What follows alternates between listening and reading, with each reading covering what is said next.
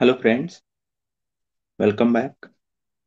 पिछली क्लासेस में हमने साइंस 10th की साइंस का चैप्टर 1 रासायनिक अभिक्रिया एवं समीकरण और चैप्टर 2 अम्ल क्षारक एवं लवण ये देखा था हमने।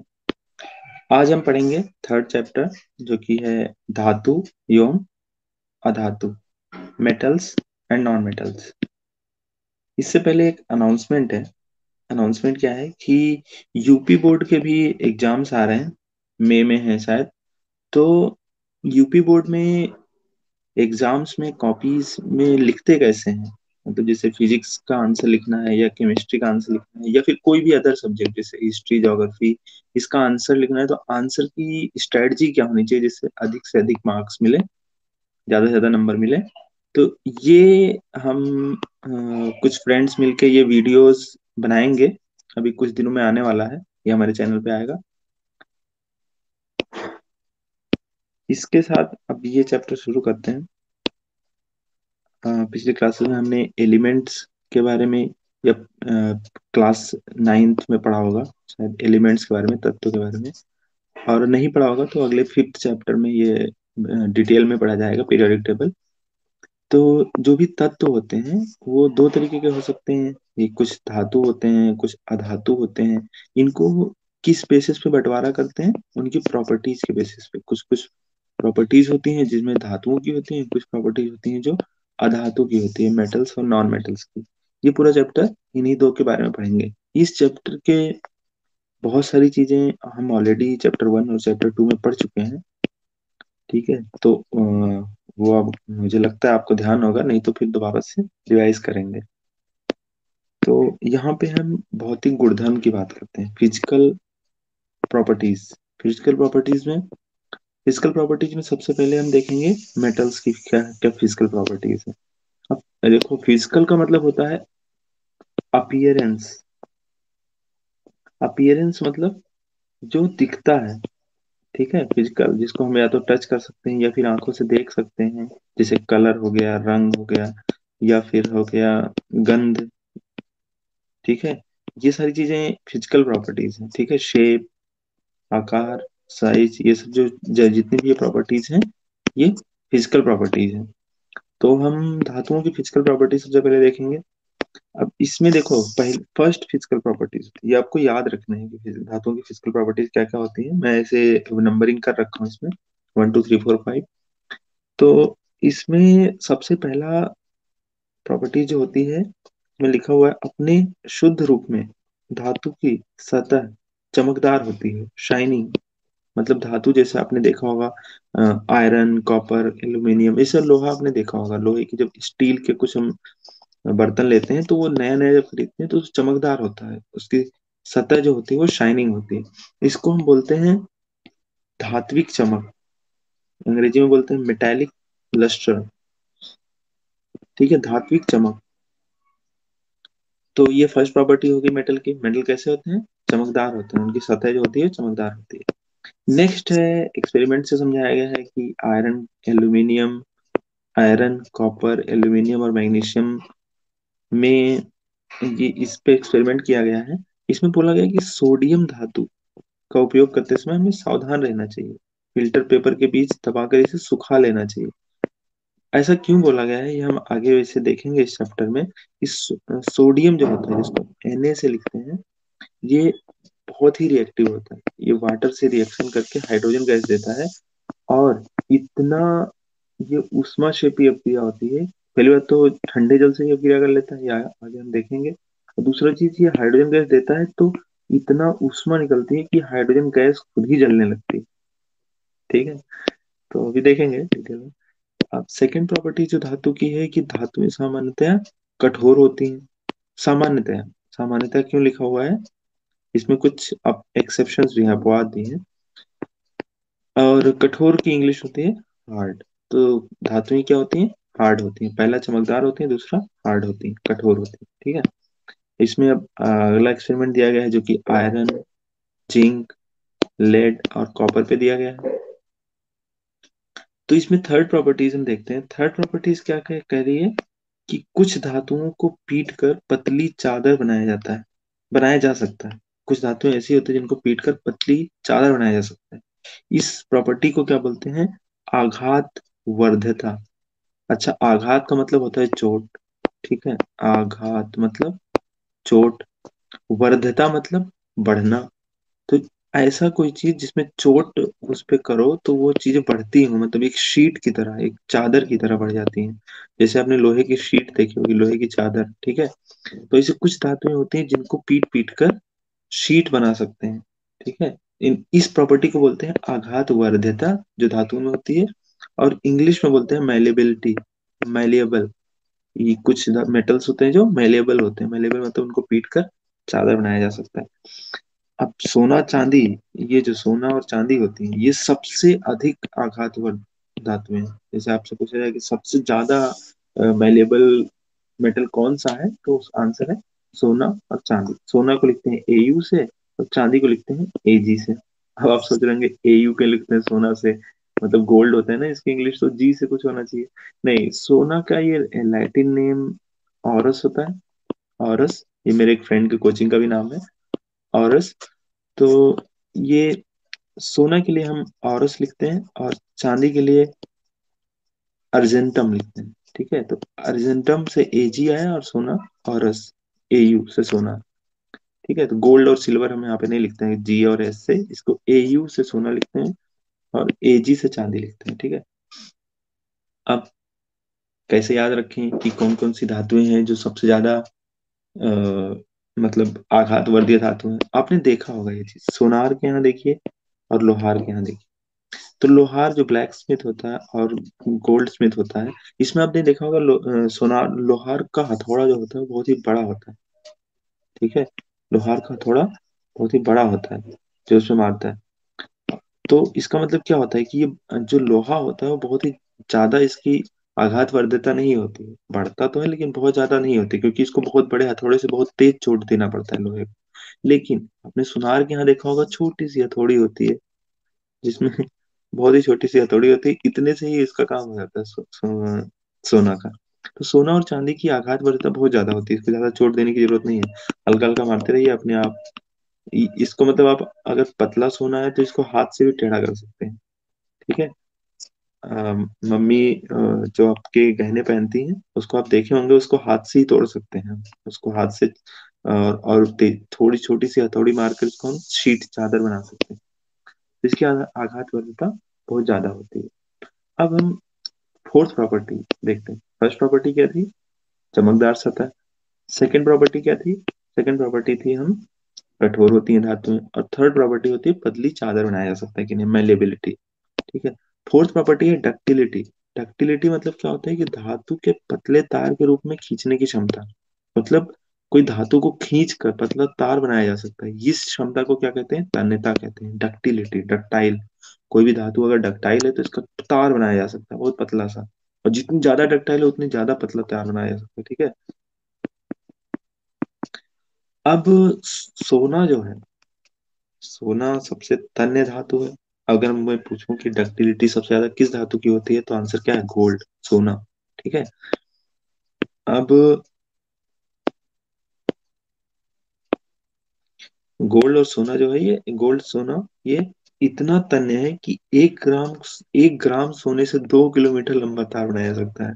अब इमेजिन कर सकते हैं ना, इतनी तन्यता इसकी ज्यादा है कि 1 ग्राम सोने से 2 किलोमीटर लंबा तार बनाया जा सकता है। बहुत पतला सा तार, 2 किलोमीटर।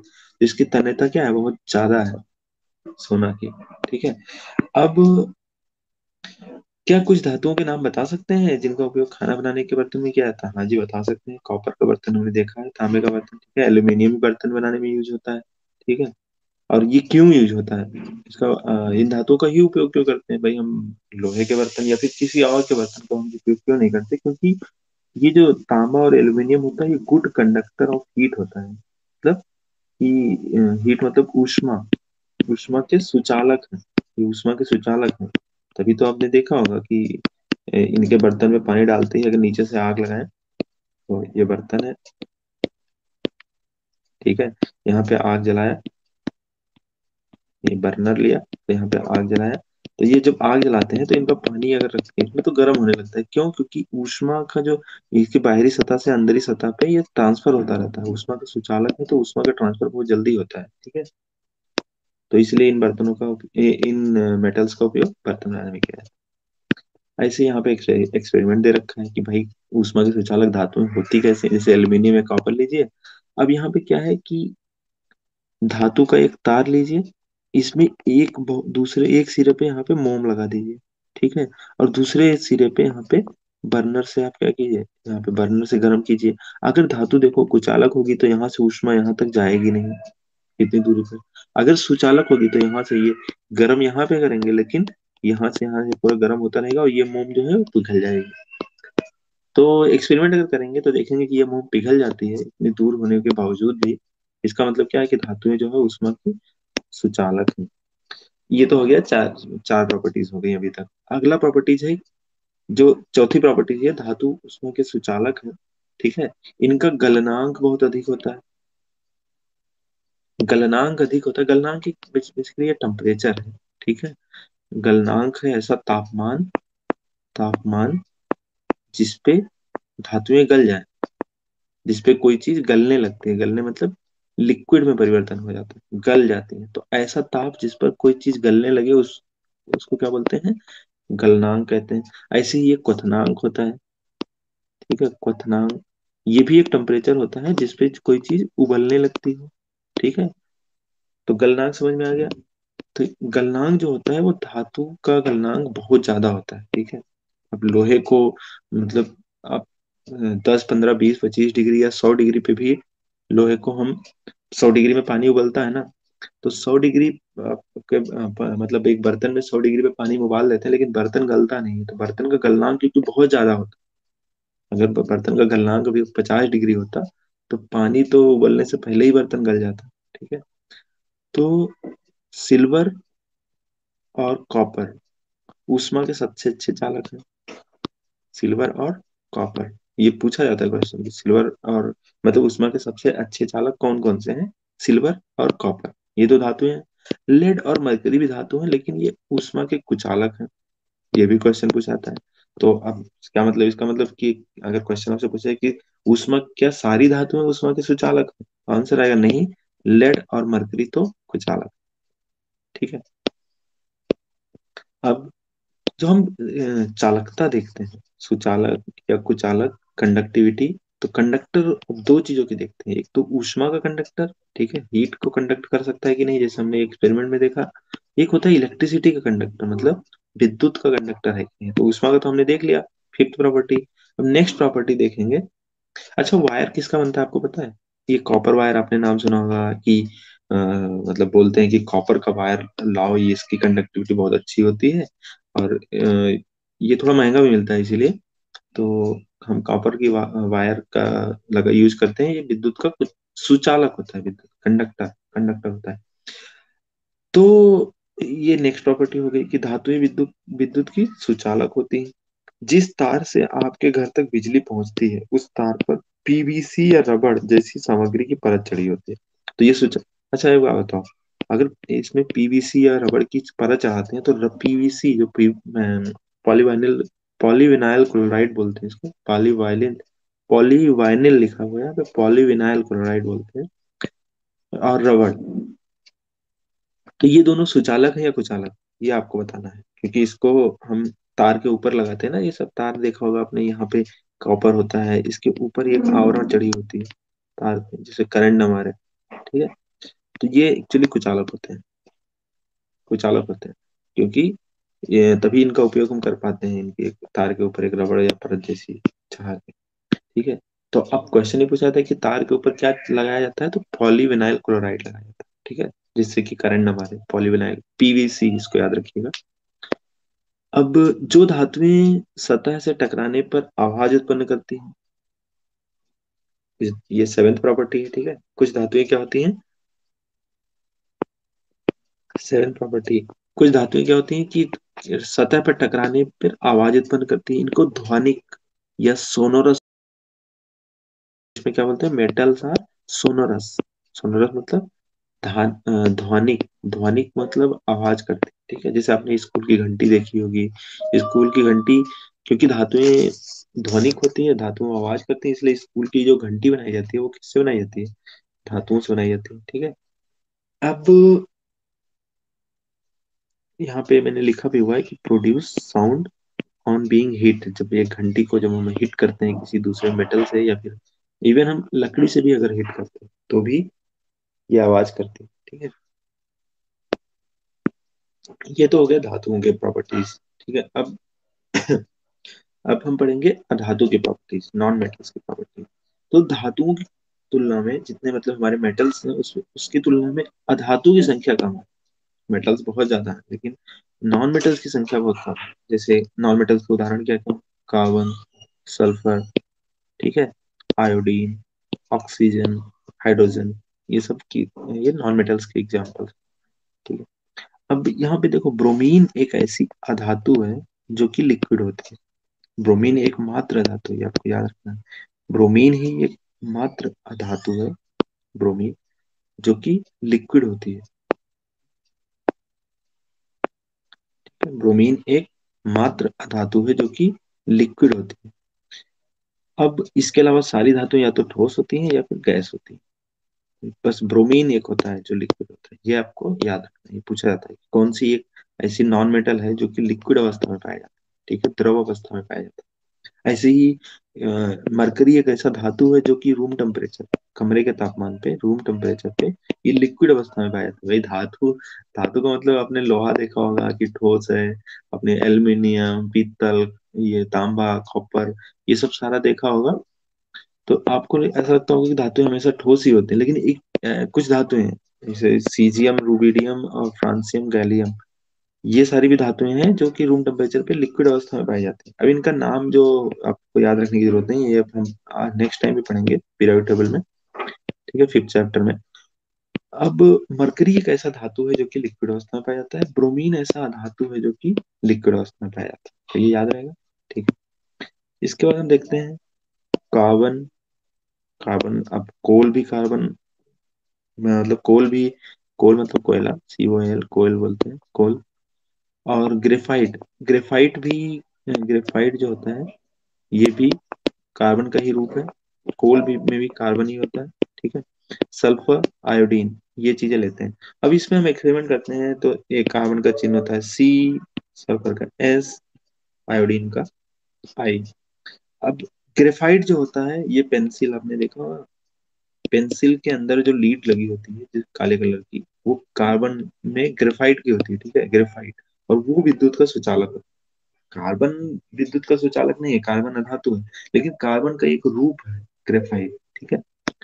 कार्बन का एक रूप है जो कि कंडक्टर होता है, जो कि विद्युत का सुचालक होता है। अब पेंसिल को कभी लाइट मतलब तार में मत लगाना, आप वो करंट मार सकते हैं, ठीक है। मार सकता नहीं, मारेगा करंट, क्योंकि वो विद्युत का सुचालक होता है। अब ये जो कार्बन, सल्फर और आयोडीन, ये सारी चीजें हैं, ये नॉन लस्ट्रस है। नॉन लस्ट्रस मतलब इनमें चमक नहीं होती है, ठीक है, ये चमकती नहीं है। कार्बन कहाँ चमकता है, ठीक है, ये जो पेंसिल होता है ब्लैक कलर का या कोयला होता है, ये चमकता थोड़े ना है। इनकी कठोरता, अब कठोरता, कार्बन बहुत कठोर होता है, ठीक है। कार्बन, ग्रेफाइट या फिर डायमंड में भी कार्बन ही होता है, या हम आगे देखेंगे अगर होगा सिलेबस में। तो ये सारी चीजें कठोर होती हैं, ठीक है। कोल भी कठोर ही होता है, लेकिन सल्फर और आयोडीन ये कठोर नहीं होती। अब से ऐसे आघात वर्ता देखिए, मेलेबिलिटी, आघात वर्ता मैंने बताया था कि जब पीट पीट के उसको चादर बनाया जाए, उस क्षमता को, धातुओं की उस क्षमता को क्या कहते हैं? मेलेबिलिटी कहते हैं। तो ये तीनों ही मेलेबल नहीं है। भाई आपने लोहे की चादर देखी होगी, आपने कोयले की चादर देखी है? नहीं, बना ही नहीं सकते, कोयले को पीटेंगे वो बड़ा राख हो जाएगा, ठीक है। उसकी मेलेबिलिटी नहीं है, मेलेबिलिटी जीरो है, वो आघात वर्धता नहीं है, आघात मतलब चोट मारने से बढ़ेगा नहीं, ठीक है। ऐसी तन्यता देख लेते हैं। तन्यता मतलब डक्टिलिटी, मैंने बताया था आपको कि इसको खींच कर एक तार के रूप में अगर कर दे तो उस क्षमता को क्या कहते हैं? डक्टिलिटी कहते हैं। डक्टाइल मेटल डक्टाइल होते हैं। लेकिन अब यहाँ पे देखेंगे तीनों ही डक्टाइल नहीं है। आपने कभी कोयले का तार देखा है? नहीं हो सकता, खींच ही नहीं सकते, कोयला टूट के राख हो जाएगा, ठीक है। इनकी डक्टिलिटी बहुत कम होती है, बहुत कम, जीरो के बराबर होती है। विद्युत चालक, ये तीनों ही विद्युत चालक नहीं है। अधातुएं मोस्टली विद्युत चालक नहीं होती हैं। ठीक है। ग्रेफाइट एक एक्सेप्शन है। ग्रेफाइट ग्रेफाइट विद्युत का सुचालक होता है। ऐसी ध्वनिता, अब कोयले पे आप मारो तो कहीं ठन ठन की आवाज आती है? नहीं आती, क्योंकि ये सोनोरस नहीं होते। ठीक है, कोई इन तीनों में कोई भी सोनोरस नहीं है। धातु ही सोनोरस होती है, धातु नहीं। ठीक है। अब कुछ एक्सेप्शन होते हैं, इनमें कुछ अपवाद होते हैं, जो अभी तो हम जनरल रूल पढ़े, इसमें कुछ अपवाद होते हैं, ये आपको याद रखना है, क्योंकि एग्जाम में ये अपवाद पूछे जाते हैं, तो ये इम्पोर्टेंट है।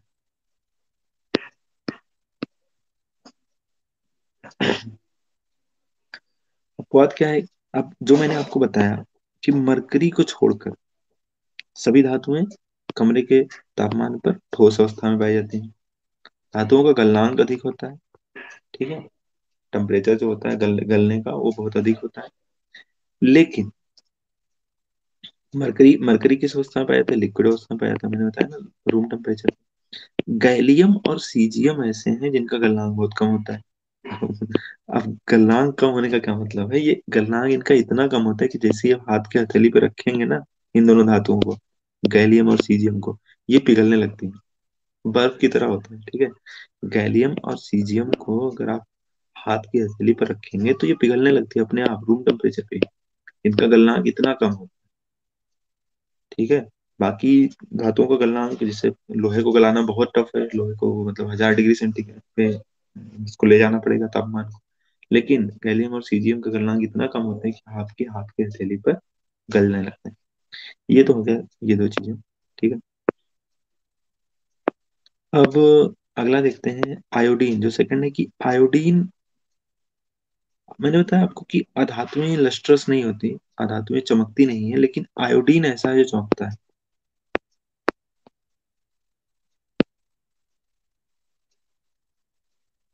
मैंने आपको नॉन लस्ट्रस यहाँ पे बता दिया।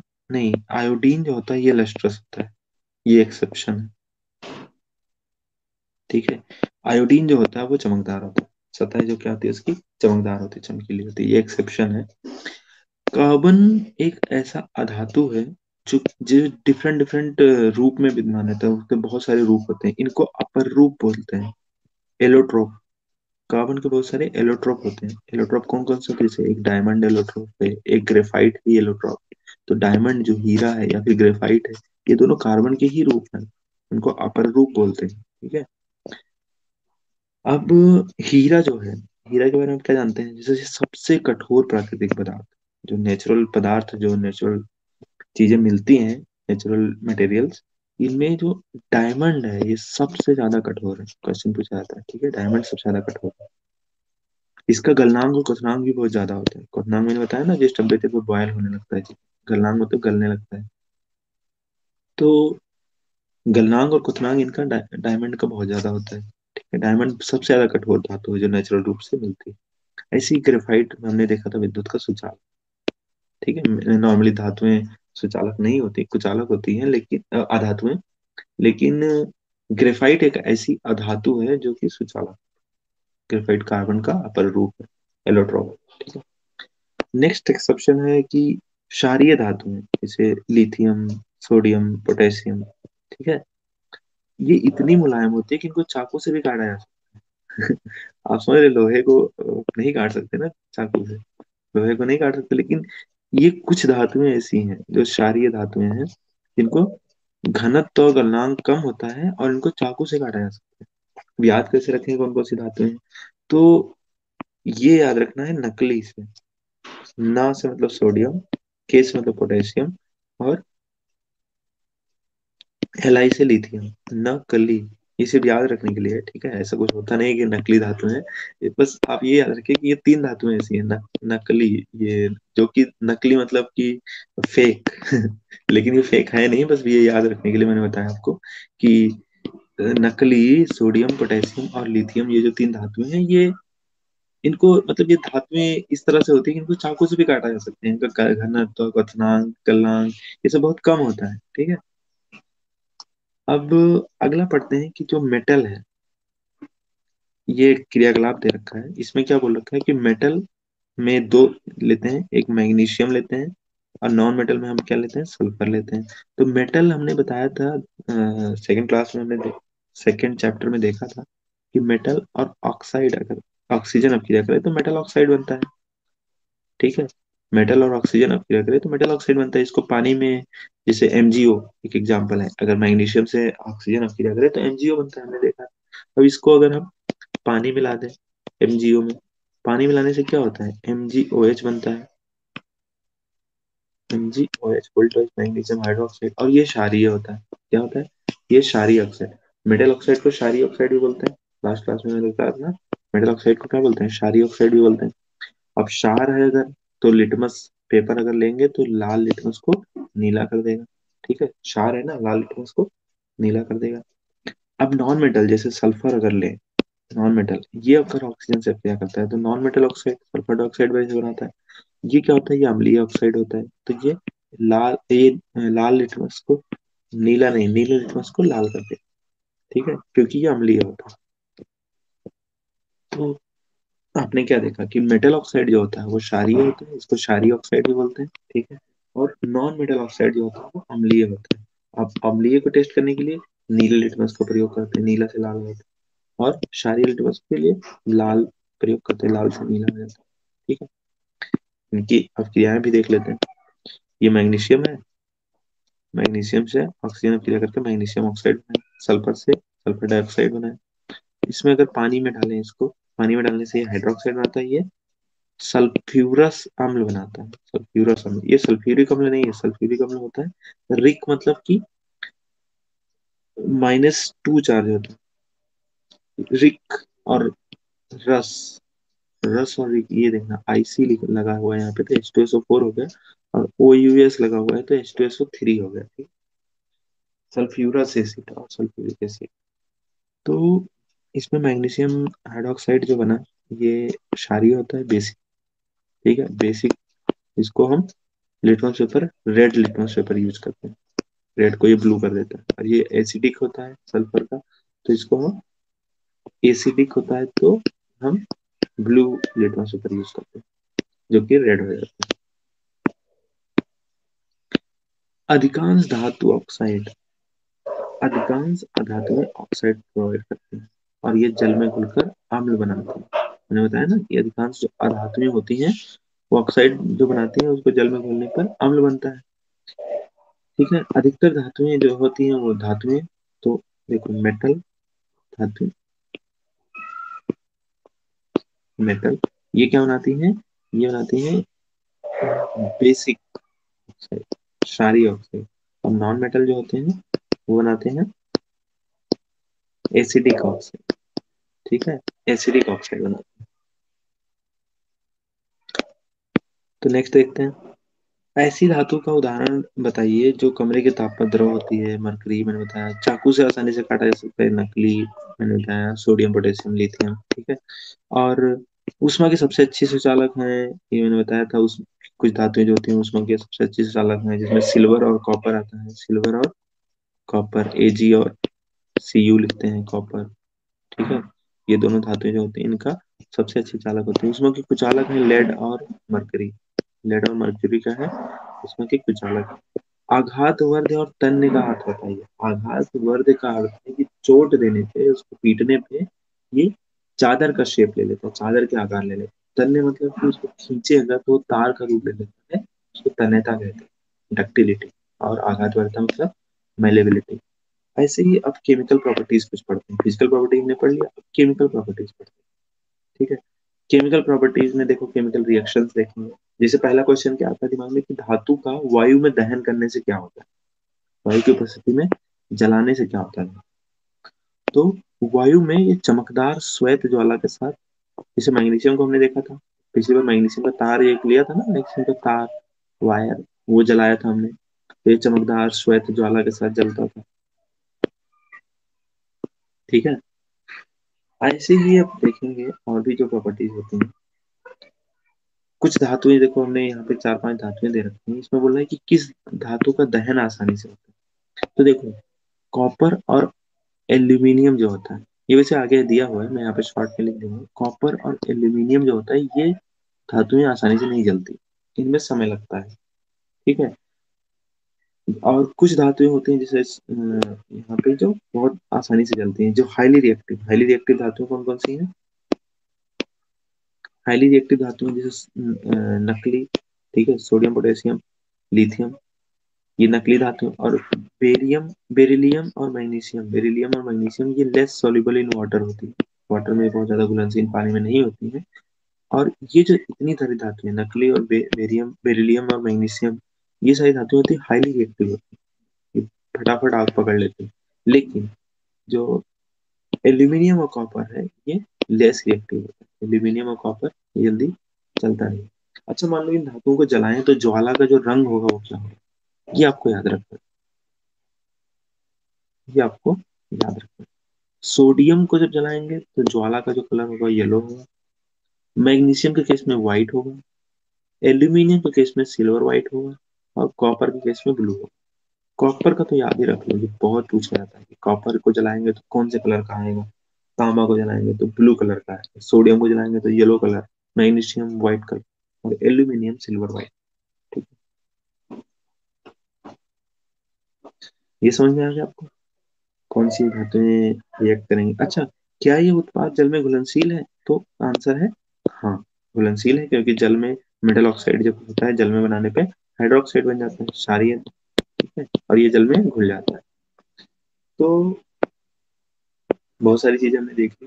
पहले हमें यह याद रखना है कि कौन कौन सी धातुओं की ज्वाला कलर क्या होगा, ज्वाला का रंग क्या होगा, जलेंगी तो लव जो होगा उसका उसका कलर क्या होगा। कौन कौन सी धातुएं हाईली रिएक्टिव है, ठीक है, और कौन कौन सी धातुएं लेस रिएक्टिव है।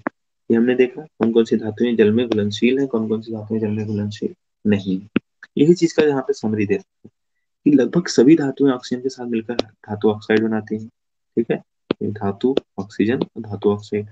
अब ये एग्जांपल देखो, दो दे रखे हैं। कॉपर का दे रखा है, कॉपर ऑक्साइड बन जाता है। एल्यूमिनियम का दे रखा है, एल्यूमिनियम ऑक्साइड बन जाता है। ठीक है, तो ये रिएक्शन आपको याद रखने की जरूरत नहीं है, बस आप इतना याद रखिए कि धातु अगर ऑक्सीजन के साथ क्रिया करता है तो धातु ऑक्साइड। आप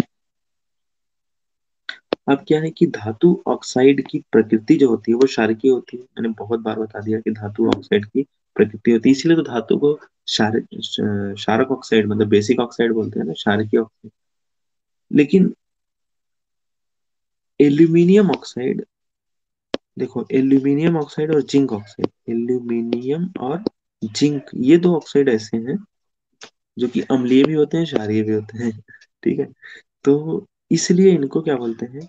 एम्फोटेरिक ऑक्साइड बोलते हैं, उभयधर्मी ऑक्साइड। एम्फो एम्फो का मतलब जानते हैं आप? जैसे मेढक को बोलते हैं एम्फीबिया। एम्फीबिया इसलिए बोलते हैं क्योंकि वो मतलब जल में भी रहता है, स्थल में भी रहता है, मतलब सॉयल जल पे भी रहता है, स्थल वाटर में भी रहता है। ठीक है, तो सॉरी, वाटर जल में भी रहता है, और अर्थ सॉयल बोलते हैं उसको, मिट्टी पे भी रहता है। ठीक है, इसको उभयधर्मी बोलते हैं, दोनों जगह रहता है एम्फीबिया।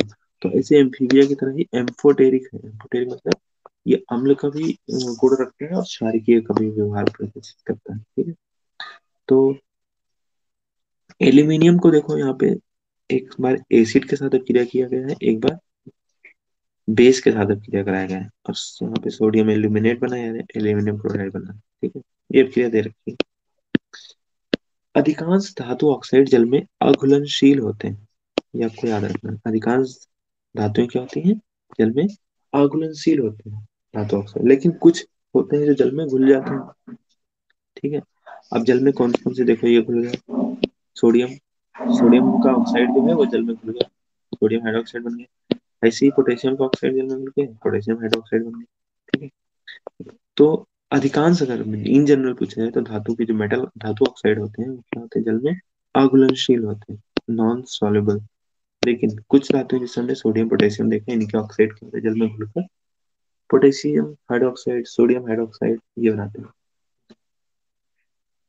अब ये बोल रहा है कि ऑक्सीजन के साथ जो हम जलाते हैं इनकी क्रियाएं एक समान दर से नहीं होती।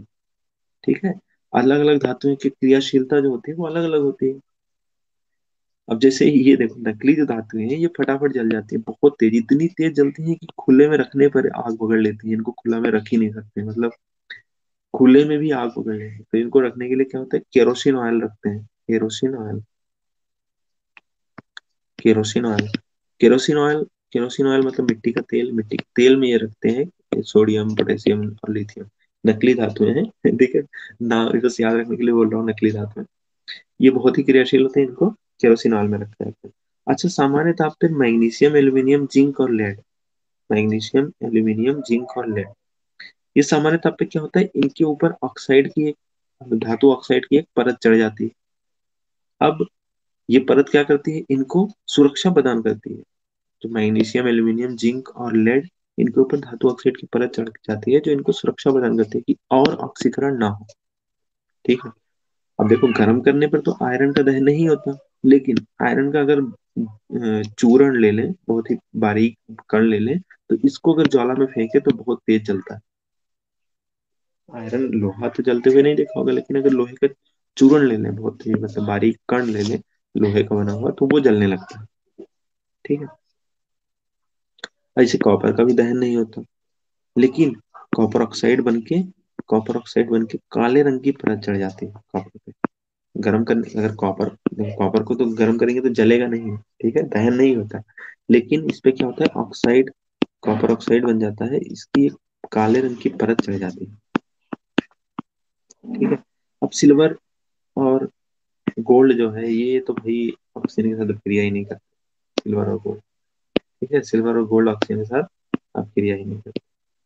अच्छा, यहाँ पे एक क्वेश्चन मैंने पूछ रखा है कि सोचो अगर कर लेते तो क्या होता, सिल्वर और गोल्ड अधिक ताप पर ऑक्सीजन के साथ अक्रिया कर लेते तो क्या होता। भाई, सुनार का, जो सुनार होते हैं, सुनार, गोल्ड स्मिथ, उनका काम क्या होता है, लोहे को गलाकर, सोने को गलाकर उनका आकार बदलते हैं। ठीक है, ये आपने डायलॉग सुना होगा ना, ये मजदूर का हाथ है कटिया, लोहे को पिघलाकर उसका आकार बदल देता है। तो ये सुनार का हाथ है कातिया, ब्लैक गोल्ड स्मिथ का हाथ है, ये क्या करता है, सोने को पिघलाकर उसका आकार बदल देते हैं। लेकिन अब सोचो अगर सोना या चांदी दोनों में से कोई ऑक्सीजन के साथ क्रिया कर लेता है, तो क्या होता है भाई, ये ऑक्साइड बना लेता है, मेटल ऑक्साइड, और सोना सोना ही नहीं रह जाता। ठीक है, सोना खत्म, गर्म किया सोना खत्म, कितना घाटा लग जाता सोना का।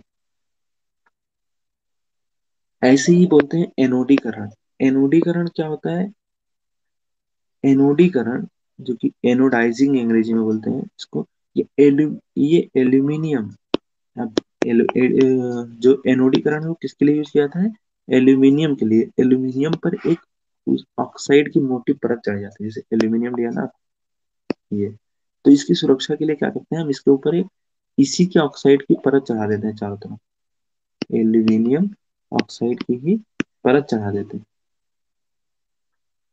कैसे चढ़ाते हैं, ठीक है, और क्यों चढ़ाते हैं, क्यों चढ़ाते हैं कि इससे संक्षारण, संक्षारण से बचाती है।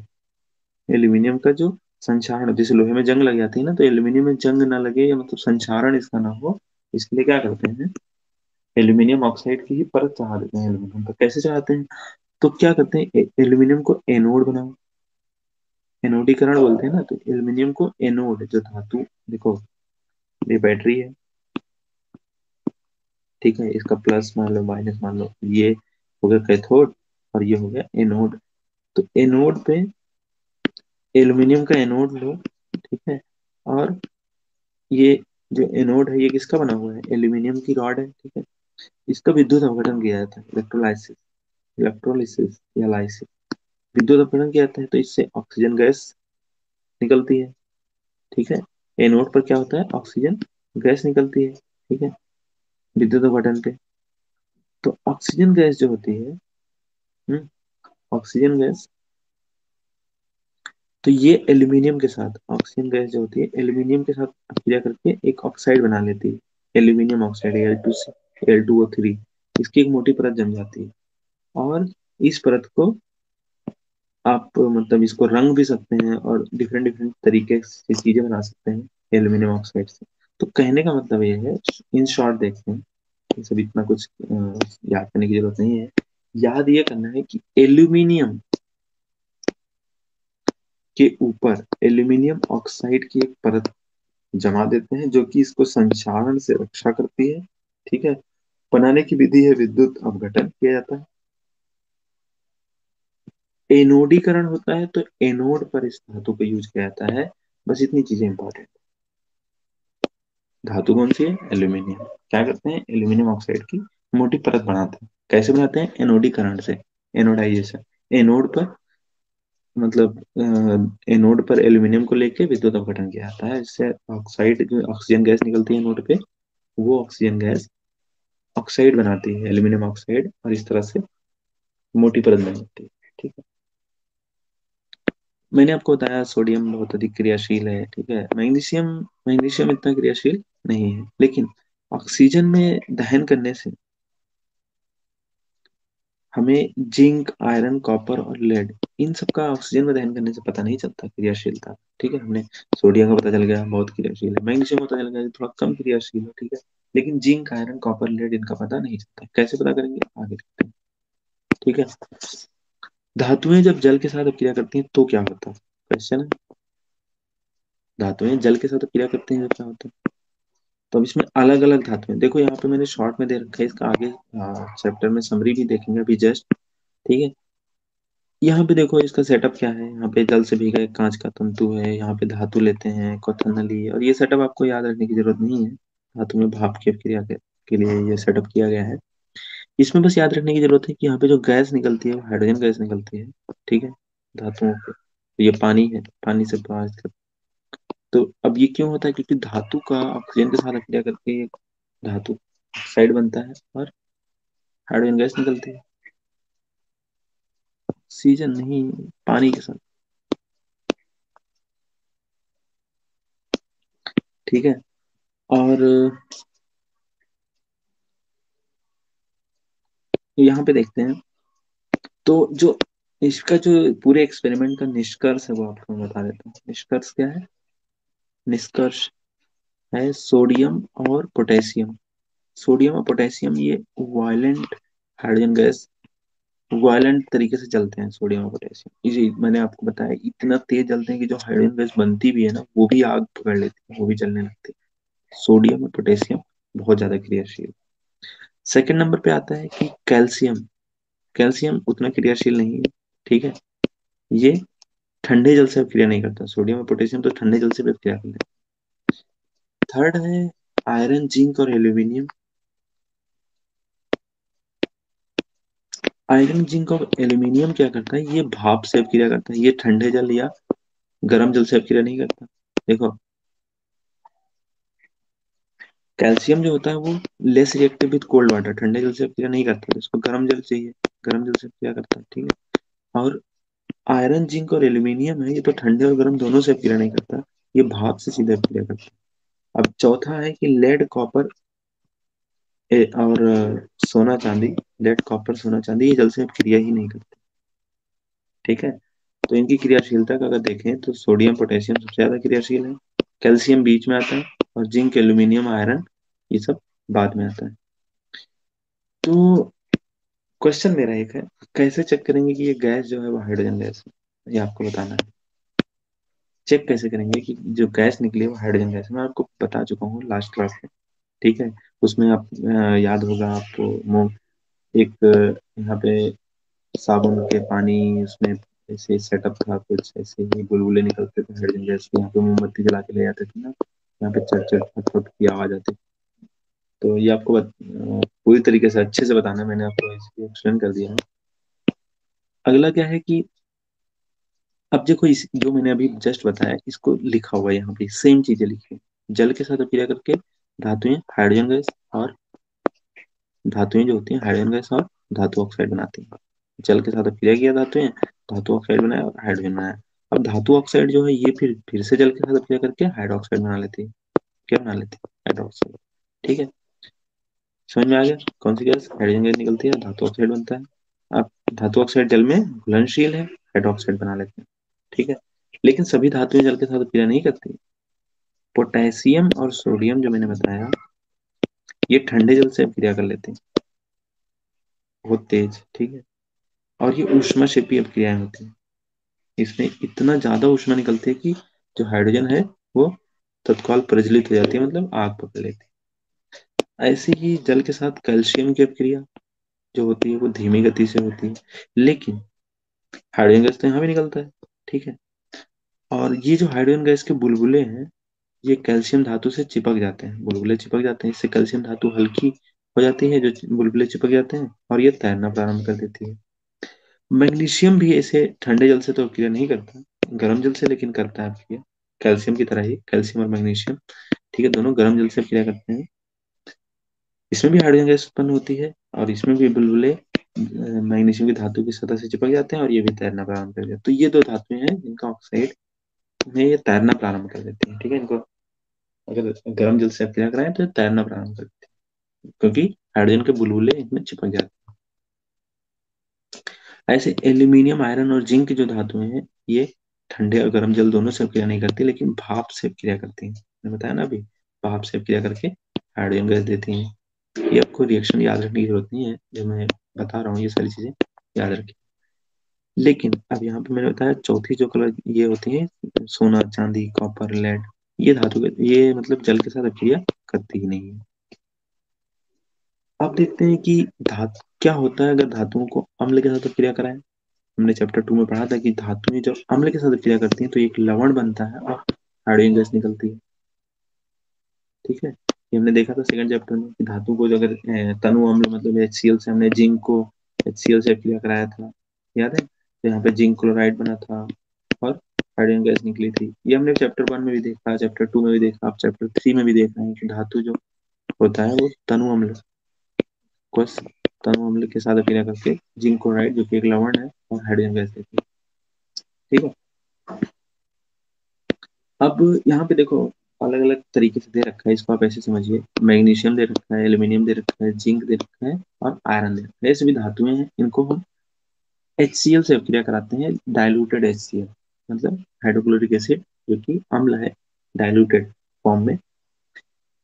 इनको अगर इन सबसे क्रिया कराए तो देखो मैग्नीशियम जो क्रिया करके क्या देता है, मैग्नीशियम क्लोराइड, एल्यूमिनियम क्रिया करके एल्यूमिनियम क्लोराइड देता है, जिंक क्लोराइड ऐसे बनता है और आयरन क्लोराइड बनता है, और साथ में हाइड्रोजन गैस निकलती है। ये मैंने रिएक्शन एक साथ कंबाइन करके देख लिया। आपके दिमाग में आ रहा होगा कि ये सब याद रखना पड़ेगा, तो याद इतना ही रखना पड़ेगा कि मेटल को अगर कोई धातु को अगर हम HCl के साथ या किसी अम्ल के साथ, तनु अम्ल के साथ क्रिया करें तो हाइड्रोजन गैस देती है, साथ में उसका सॉल्ट बनता है, ये सारे सॉल्ट है लवण। ठीक है, इतना ही याद रखना। अब क्या है कि जब धातुएं नाइट्रिक अम्ल क्या होता है, HNO3, नाइट्रिक अम्ल, धातुएं जब नाइट्रिक अम्ल के साथ क्रिया करती हैं तो हाइड्रोजन गैस उत्पन्न करती हैं। मैं बताया कोई भी, एक मिनट, धातुएं जब नाइट्रिक एसिड के साथ क्रिया करती हैं तो हाइड्रोजन गैस उत्पन्न नहीं होती है, क्योंकि HNO3 एक प्रबल ऑक्सीकारक है। जो हाइड्रोजन गैस उत्पन्न होती भी है ना, उसको भी आश्रित मतलब ऑक्सीकृत करके ये जल में बना देता है। हाइड्रोजन गैस जो निकलती है वो, ये याद रखना है आपको, यहाँ पे ये चीजें बहुत इंपॉर्टेंट है, ये आपको याद रखनी है कि नाइट्रिक अम्ल में जब आप क्रिया कराते हैं HNO3 में, HNO3 इतना प्रबल ऑक्सीकारक है कि ये हाइड्रोजन बनने ही नहीं देता, हाइड्रोजन को पानी बना देता है, बदल देता है पानी में ऑक्सीजन करके। ठीक है, ऐसे लेकिन जैसे मैग्नीशियम है, मैग्नीज है, ठीक है, ये तनु अगर HNO3 है तो इससे आप क्या करते हैं, हाइड्रोजन गैस दे देते हैं, मैग्नीशियम और मैग्नीज। ठीक है। अब हमने देखा था, क्या देखा था हमने कि बुलबुले बनने की जो दर है वो मैग्नीशियम के साथ सबसे अधिक होती है। तो इनकी जो क्रियाशीलता है, ये ऊष्माक्षेपीय क्रिया है, लेकिन इनकी क्रियाशीलता का देखें इन सब में, ये जो मैंने यहाँ पे ये सारी बताया, ये सारी चीजें, इनकी क्रियाशीलता देखें तो मैग्नीशियम की सबसे ज्यादा, ये मतलब क्रियाशीलता ऐसे होती है, देखो मैग्नीशियम की सबसे ज्यादा, एल्यूमिनियम, फिर जिंक और आयरन, क्रियाशीलता के क्रम में लिखा। मैग्नीशियम सबसे ज्यादा क्रियाशील होता है, एल्यूमिनियम उससे कम होता है, जिंक उससे कम और आयरन सबसे कम होता है इनमें से। ठीक है। कॉपर की स्थिति में ना तो बुलबुले बनते हैं और ना ही ताप में कोई परिवर्तन होता है। इससे क्या पता चलता है कि कॉपर जो है वो डाइल्यूटेड HCl से क्रिया करता ही नहीं है। कॉपर, तो अगर पूछा जाए आपसे कि कौन सा ऐसी धातु है जो डाइल्यूटेड HCl से क्रिया ही नहीं करता, तो वो कॉपर है। कॉपर डाइल्यूटेड HCl से क्रिया करता ही नहीं है। अब एक इंटरेस्टिंग चीज पढ़ने जा रहे हैं, इंटरेस्टिंग इसको बोलते हैं एक्वारेजिया। ठीक है, अम्लराज बोलते हैं इसको हिंदी में, अम्लराज, एक्वारेजिया, अम्लराज। अम्लराज इसलिए बोलते हैं, आपने डायलॉग सुना होगा, रिश्ते में तो हम तुम्हारे बाप लगते हैं, नाम है शहंशाह। ये शहंशाह होता है। इसमें क्या करते हैं, इसमें क्वेश्चन ये पूछा जाता है कि एक्वारेजिया होता क्या है।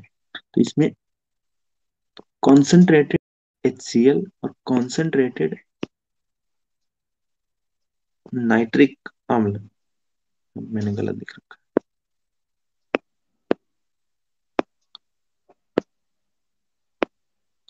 कॉन्सेंट्रेटेड HCl और कॉन्सेंट्रेटेड HNO3 नाइट्रिक अम्ल, इनका मिश्रण होता है। देखो, इन इंडिविजुअल की कोई औकात नहीं होती है कि सोने को जला दे। सोना जो गोल्ड होता है, इनको गलाने के लिए इनकी अलग अलग, अगर HCl डालें या HNO3 डालें तो उनकी औकात नहीं होती इतनी गलाने की, उनकी क्षमता नहीं होती। लेकिन अगर इन दोनों को 3:1 में मिला दें, एक्वेरेजिया, जैसे 3 लीटर HCl ले लें, 1 लीटर HNO3 ले लें, तो अगर ऐसे मिला दें तो जो एक्वेरेजिया बनता है, ये गला सकता है, सोना को भी गला सकता है। ठीक है, इनको सोना या प्लेटिनम, इन चीजों को गलाने के लिए इसका यूज किया जाता है।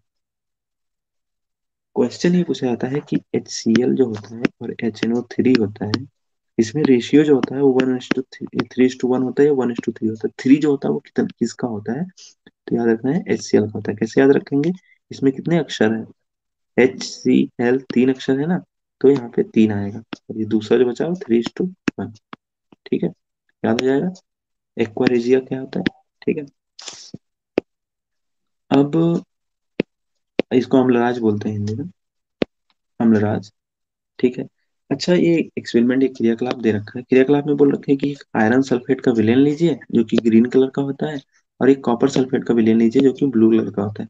आयरन सल्फेट वाले में विलेन में कॉपर डालिए, और कॉपर सल्फेट वाले विलेन में आयरन डालिए, और देखिए क्या होता है। ये जो क्रिया है एक्चुअली इस बात के लिए क्रिया है कि, सॉन्ग सुना होगा आपने, आ देखें जरा किसमें कितना है दम। तो ये जो बेसिकली ये डिस्प्लेसमेंट रिएक्शन का उदाहरण है, विस्थापन अभिक्रिया का उदाहरण है, कि इनमें से देखेंगे कि दोनों में से कौन किसको विस्थापित कर देता है। जो विस्थापित कर देता है वो ज्यादा बलवान होगा। ठीक है, जैसे कि ये देखो, आयरन अगर हम अभिक्रिया कराएं तो कॉपर सल्फेट, ये इस वाले विलेन में जो कि ब्लू था पहले, कॉपर सल्फेट ब्लू विलेन होता है, ब्लू। ठीक है, इसमें अगर अभिक्रिया कराएं तो आयरन जो होता है वो कॉपर को डिस्प्लेस कर देता है। ये हमने फर्स्ट चैप्टर में भी देखा था, सेकंड चैप्टर में। तो आयरन जो होता है वो क्रियाशीलता उसकी क्या होती है, कॉपर से ज्यादा होती है। आयरन जो अगर कॉपर सल्फेट के विलेन में, अब कॉपर आयरन सल्फेट के विलेन में अगर कॉपर डालेंगे तो कुछ नहीं होगा, ठीक है, ग्रीन का ग्रीन ही रहेगा। लेकिन कॉपर सल्फेट जो कि ब्लू था, वो अब ग्रीन बन जाएगा, क्योंकि आयरन जो था कॉपर को यहाँ से डिस्प्लेस कर देगा, कॉपर को भगा देगा, और आयरन सल्फेट बनाएगा, फेरस सल्फेट जिसका नाम। फेरस सल्फेट किस कलर का होता है, ग्रीन कलर। तो बाद में देखेंगे कि दोनों विलेन ग्रीन कलर के होंगे, कॉपर सल्फेट वाला विलेन ब्लू से चेंज होकर ग्रीन में हुआ। ऐसा क्यों हुआ, क्योंकि कॉपर को आयरन डिस्प्लेस कर दिया। ये एक्सपेरिमेंट दे रखा है, ठीक है, जो मैंने अभी बताया वो सारे एक्सपेरिमेंट दे रखा है। तो अपक्रियाशील धातु अपने से कम अपक्रियाशील धातु को यौगिक से बाहर निकाल देते हैं, विस्थापित कर देते हैं।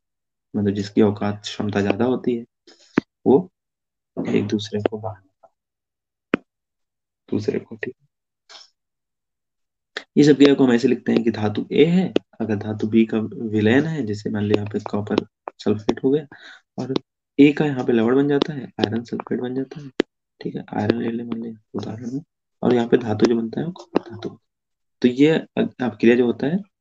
अच्छा, मैं इसको आपको ऐसे तरीके से समझा देता हूँ, जो रिएक्टिविटी सीरीज है, वैसे इसको रिएक्टिविटी सीरीज क्या होती है, ये एक सूची होती है जिसमें धातु की क्रियाशीलता को अवरोही क्रम में, डिक्रीजिंग ऑर्डर में इसको व्यवस्थित किया था, कि सबसे ज्यादा क्रियाशील, फिर तो सबसे कम क्रियाशील, फिर उससे कम। इसमें मैं आपको बताता हूँ, जैसे मान लो कि एक लड़का है जो कुर्सी पे बैठा हुआ है। ठीक है, एक लड़का जो कुर्सी पे बैठा हुआ है, उसके पापा एक, मान लो कि ड्राइवर है, पुअर है थोड़ा, ठीक है। कुर्सी पे बैठा हुआ है, एक दूसरा बंदा आ गया, दूसरा लड़का आ गया जो उसी की उम्र का है, लेकिन उसके चाचा जो है विधायक। तो क्या करेगा आके, इसको जैसे ही इसके सामने आएगा इसको कुर्सी से उठना पड़ेगा, कुर्सी से उठा देता है। ठीक है, क्योंकि ये ज्यादा पावरफुल है ना, चाचा विधायक। तो जो भी ज्यादा पावरफुल होता है वो कम पावरफुल, कम क्रियाशील को वहां से हटा देता है और खुद सॉल्ट बना लेता है। क्रियाशीलता जानते हैं, जो ज्यादा क्रियाशील है उसकी चलेगी। इसको मैंने आपको फर्स्ट चैप्टर में, सेकंड चैप्टर में बताया था आपको, जिसकी लाठी उसकी भैंस। ठीक है, मतलब जो ज्यादा क्रियाशील है उसी की चलेगी।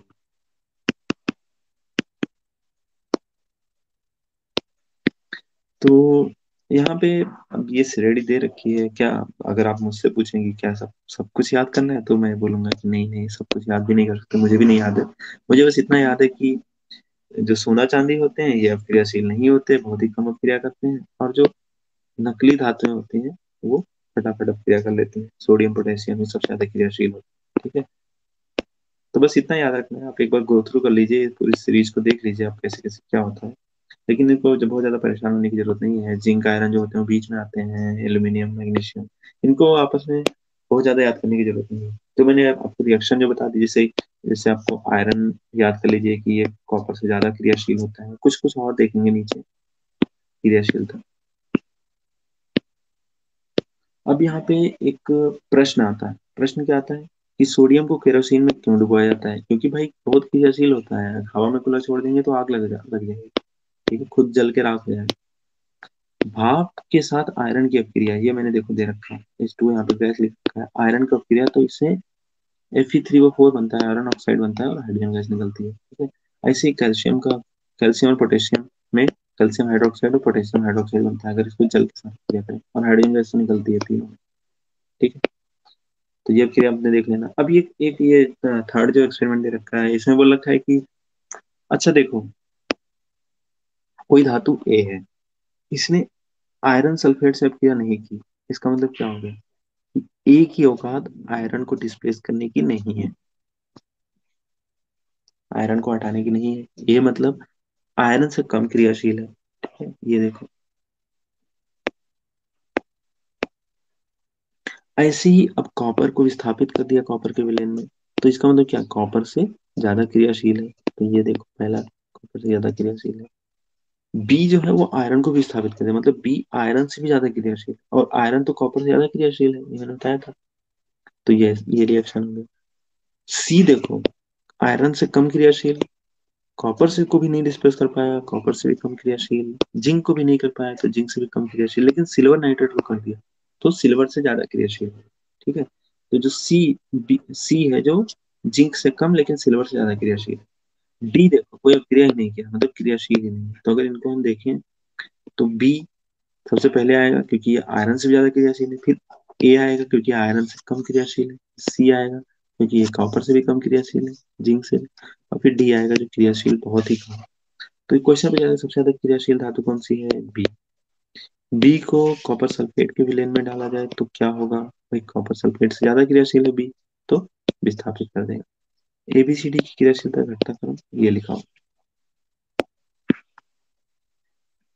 अब क्रियाशील धातु को, कोई अपक्रियाशील धातु है, ठीक है, उसको तनु हाइड्रोक्लोरिक एसिड में डाला जाता है तो कौन सी गैस निकलती है, हाइड्रोजन गैस निकलती है, बहुत बार देख चुके हैं। आयरन के साथ तनु H2SO4 की अपक्रिया, ये हमें मैंने दे रखा है, आयरन है, तनु H2SO4 है, इससे आयरन सल्फेट बनता है और हाइड्रोजन गैस निकलती है। ठीक है, ऐसे ही अगला दे रखा है, जिंक को आयरन सल्फेट के विलेन में डालने से क्या, जिंक को आयरन सल्फेट के विलेन में, आयरन सल्फेट के विलेन में डालने से क्या होता है। ये देखो फेरिक है यहाँ पे, और ये फेरस है, +2, यहाँ पे दे रखा है ना आयरन 2। तो इसकी रासायनिक अभिक्रिया लिखिए। तो इसकी रासायनिक अभिक्रिया यहाँ पे ZnSO4 हो जाएगा, और आयरन यहाँ पे निकल जाएगा, विस्थापित कर देता है तो कलर बदल जाता है। ठीक है, और क्यों कर देता है भाई विस्थापित, क्योंकि मैंने देख यहाँ पे हमने देखा क्रियाशीलता में जिंक जो होता है वो आयरन से ज्यादा क्रियाशील है। कैसे, यहाँ पे देखो क्रियाशीलता कितनी है। जिंक और आयरन में देखें अगर, तो जिंक ज्यादा क्रियाशील है। ऊपर ऊपर क्रियाशीलता ज्यादा है, नीचे क्रियाशीलता कम है। तो इसके साथ यहाँ पे अब आगे, इसके आगे अगली क्लास में देखेंगे। ठीक है, यहाँ तक अभी मुझे लगता है सारी चीजें समझ में आ गई होंगी। ठीक है, अगर नहीं समझ में आई तो एक बार वापस से आप इस वीडियो को देखिएगा, इस वीडियो को, और साथ में जो क्वेश्चन आंसर है अभी अटेम्प्ट मत करना, मैं ये जब चैप्टर खत्म हो जाए